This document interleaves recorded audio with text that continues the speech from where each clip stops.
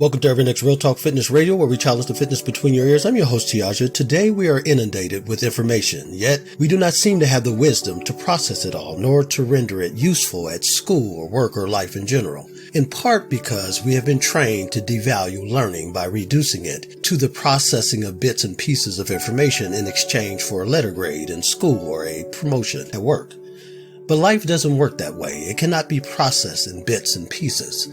It must be inhaled and exhaled in its totality, in its wholeness. Sure, there are events and experiences that happen to us which seem disconnected. However, once we are able to gain greater perspective by stepping back and seeing the larger picture, we get a glimpse at the relative connectedness of all things. Still, what often prevents us from seeing the whole picture is ourselves, that is, something within ourselves. We unconsciously obscure the picture because it doesn't jive with our personal beliefs or self-concept. So we settle for the hologram of ourselves we share with the world, a hollow sense of self-worth that is solely based on the bits and pieces of information that agree with our belief system.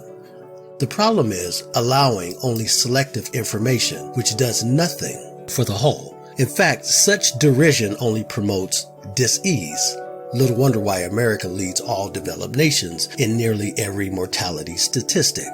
So today, young and old struggle to concentrate, to learn, to remember, and to think deeply. Thousands of individuals of all ages are being falsely labeled as biologically deficient and are medicated with brain-damaging substances. We have an ADHD and Alzheimer's epidemic in this country, and everyone pretends as if it doesn't exist. Do we understand the damage this is doing to our families, to us socially, culturally, individually? Sadly, we are losing our power to learn and to think. But more importantly, we are losing our power of how to learn and how to think. And thus we are losing our power of choice. With the world at our fingertips, we have less perspective, less insight, less wisdom, less empathy, less love, less gratitude. Even though it's easy to see that here in America, our standard of living is leaps and boundaries above most countries and nations in the world. We are blessed, yet we focus on what we don't have, or worse, what others have that we don't have. This is a mental and emotional health issue for sure. When quantity supersedes quality, the outcome is spurious at best. Imagine gathering millions of puzzle pieces without the ability to put the puzzle together. No wonder confusion dominates the headlines, but rather than consider the obvious that something is wrong with our society, we internalize all the misinformation, indeed the confusion, and begin to think something is wrong with us. No wonder we shout people down on social media when using our anonymous identities. And is fear the reason we disallow any information that disagrees with us? That it may potentially expose who we really are behind the veiled curtain? What and who are we hiding from? Society? Ourselves? And why are we hiding? And what are we afraid of? So let me ask you, do you know it makes knowledge significant? And is it only significant if it agrees with what you believe to be true? The point of thinking and learning should be self-enrichment and to create a better world for us all. So why hasn't increased technology and access to information achieved that? Right now, you might be asking yourself, what does all this have to do with health?